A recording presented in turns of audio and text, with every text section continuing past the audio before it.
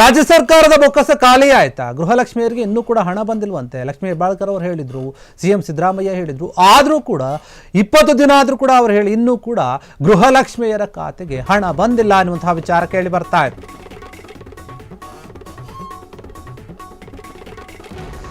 ಗೃಹಲಕ್ಷ್ಮಿಯರ ಹಣಕ್ಕಾಗಿ ಎಲ್ಲಾ ಗೃಹಲಕ್ಷ್ಮಿಯರು ಕಾಯ್ತಾ ಇದ್ದಾರೆ. 2,000 ರೂಪಾಯಿ ಬರಬೇಕಾಗಿತ್ತು, ಫೆಬ್ರವರಿ ಮಾರ್ಚ್ ತಿಂಗಳದ್ದು ಬಂದಿಲ್ಲ ಅಂತ ಹೇಳಿ ಬೆಳಗಾವಿಯ ಸದನದಲ್ಲಿನೇ ದೊಡ್ಡ ಮಟ್ಟದ ಒಂದು ಚರ್ಚೆ ಆಯಿತು.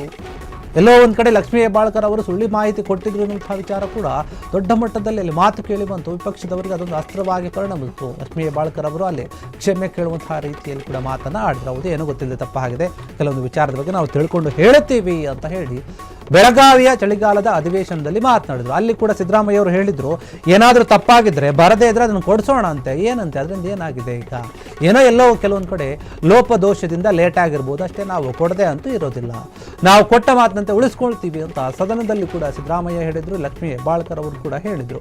ಒಂದು ಗೃಹಲಕ್ಷ್ಮಿ ಹಣಕ್ಕೆ ಸಂಬಂಧಪಟ್ಟ ಹಾಗೆ ಫೆಬ್ರವರಿ ಮಾರ್ಚ್ ತಿಂಗಳ 5,500 ಕೋಟಿ ರೂಪಾಯಿ ಹಣ ಎಲ್ಲೋ ಆಯ್ತು ಎನ್ನುವಂತಹ ಪ್ರಶ್ನೆ ಇತ್ತು. 5,600 ಕೋಟಿ ಹಣ ಪಾವತಿಗೆ ಸರ್ಕಾರದ ಬಳಿ ಹಾಗಾದ್ರೆ ದುಡ್ಡಿಲ್ವಾ?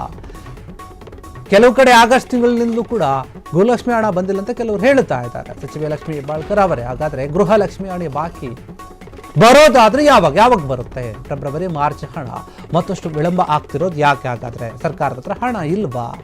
ಬೆಳಗಾವಿ ಸದನದಲ್ಲಿ ಬಾರು ಸದ್ಯ ಮಾಡಿತ್ತು ಒಂದು ವಿಚಾರ. ಫೆಬ್ರವರಿ ಮಾರ್ಚ್ ತಿಂಗಳ ಒಂದು ಹಣ ಎಲ್ಲಿ ಹೋಯ್ತು ಅಂತ ಪ್ರಶ್ನೆ ಮಾಡಿದ್ರು ಬಿಜೆಪಿಯವರು. ಸದನ ಮುಗಿದು ವಾರವಾದರೂ ಕೂಡ ಬಾಕಿ ಹಣ ಇನ್ನೂ ಕೂಡ ಖಾತೆಗೆ ಬಂದಿಲ್ಲ, ಗೃಹಲಕ್ಷ್ಮಿಯರ ಒಂದು ಖಾತೆಗೆ. ಹೀಗಾಗಿ ಇದ್ರ ಬಗ್ಗೆ ಮತ್ತೆ ಪ್ರಶ್ನೆ ಮಾಡ್ತಾ ಇದ್ದಾರೆ. ಆ ಹಣ ಎಲ್ಲಿ ಹೋಯ್ತು, ಯಾಕಿನ್ನೂ ಹಾಕ್ತಾ ಇಲ್ಲ? ಹಾಕೋಕೆ ನಿಮ್ಮ ಹತ್ರ ಹಣ ಇಲ್ವಾ? ನಿಮ್ಮ ಸರ್ಕಾರದ ಹತ್ರ ದುಡ್ಡಿಲ್ವಾ? ಎಲ್ಲ ಕೂಡ ಖಾಲಿ ಆಗಿಬಿಟ್ಟಿದೆ. ಗ್ಯಾರಂಟಿ ಯೋಜನೆಗಳಿಗೆ ಕೊಟ್ಟು ಕೆಲವೊಂದು ಇಲಾಖೆಗಳಿಗೆ ಅಧಿಕಾರಿಗಳಿಗೆ ಸಂಬಳ ಕೊಡೋಕೆ ದುಡ್ಡಿಲ್ಲ ಅಂತ ಕೆಲವರು ಆರೋಪ ಮಾಡ್ತಾರೆ. ಇನ್ನು ಗೃಹಲಕ್ಷ್ಮಿ ಹಣ ನಾವು ಕೊಡ್ತೀವಿ ಹೇಳ್ದಂತೆ ನಡ್ಕೊಳ್ತೀವಿ ಅಂತ ಹೇಳ್ತೀರಿ. ಆದರೆ 7 ವಾರ ಆಯಿತು, ಇನ್ನು ಜಾಸ್ತಿನೇ ಆಯಿತು. ಆದರೂ ಕೂಡ ಯಾರೂ ಅದ್ರ ಬಗ್ಗೆ ಮಾತನಾಡ್ತಾ ಇಲ್ಲ ಅಂತ ಹೇಳಿ ಕೆಲವರು ಪ್ರಶ್ನೆ ಮಾಡ್ತಾ ಇದ್ದಾರೆ. ಹೀಗಾಗಿ ಗೃಹಲಕ್ಷ್ಮಿಯರ ಖಾತೆಗೆ ಹಣ ಯಾವಾಗ ಬರುತ್ತೆ? ಲಕ್ಷ್ಮೀ ಹೆಬ್ಬಾಳ್ಕರ್ ಅವರು ಹೇಳಿದ್ದು ನಿಜಾನ ಅಥವಾ ಸುಳ್ಳ? ಶನಿವಾರದೊಳಗೇನೆ ಬರುತ್ತೆ ಅಂತ ಹೇಳಿದರು ಸಚಿವೆ ಲಕ್ಷ್ಮೀ ಹೆಬ್ಬಾಳ್ಕರ್ ಅವರು. ಆದರೆ ಇನ್ನೂ ಕೂಡ ಬಂದಿಲ್ಲ. ಜನರು ಕೂಡ ಕಾಯ್ತಾ ಇದ್ದಾರೆ. ಹಾಗಾದರೆ ಯಾವಾಗ ಬರುತ್ತೆ ಈ ಹಣ? 1 ತಿಂಗಳ ಕಂತಿನ ಹಣ ಯಾವಾಗ ಬರುತ್ತೆ? 2,000 4,000 ಬರಬೇಕು, ಎರಡು ತಿಂಗಳು ತಂದು. ಅದಕ್ಕೋಸ್ಕರ ಕಾಯ್ತಾ ಇದ್ದಾರೆ. ಇವಾಗ ಬರ್ಬೋದು, ನಾಳೆ ಬರ್ಬೋದು, ನಾಡಿದ್ದು ಬರ್ಬೋದು ಹೇಳಿದ್ದಾರೆ. ಸಿದ್ದರಾಮಯ್ಯ ಅವರು ಹೇಳಿದ್ದಾರೆ, ಲಕ್ಷ್ಮೀ ಹೆಬ್ಬಾಳ್ಕರ್ ಅವರು ಹೇಳಿದ್ದಾರೆ, ಸರ್ಕಾರ ಹೇಳಿದಂಥ ನಡ್ಕೊಳುತ್ತೆ ಅಂತ ಹೇಳಿದ್ದಾರೆ. ಹೀಗಾಗಿ ಕೊಡಬಹುದು ಎನ್ನುವಂತಹ ನಿರೀಕ್ಷೆಯಲ್ಲಿ ಜನ ಇದ್ದಾರೆ. ಆದರೆ ಇನ್ನೂ ಕೂಡ ಬರ್ತಾ ಇಲ್ಲ.